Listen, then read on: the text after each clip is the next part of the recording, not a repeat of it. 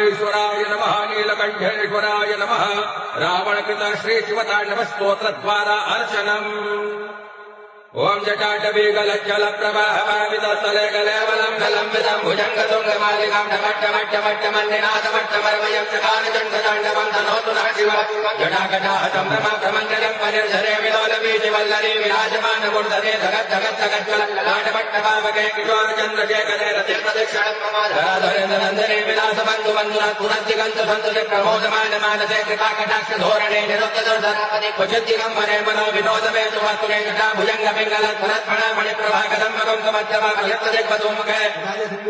गोचरीय मेदुरे मनो विनोदमद्भुतं विहतभूतभतरे सहस्रलोचन प्रभेद भेगले कटेकरा प्रभूत धूलि धोरणे विधोतराङ्गि पीठभुजङ्गराजमालयानि वज्रजाटजोट महाकालेश्वराय नमः नीलकण्ठेश्वराय नमः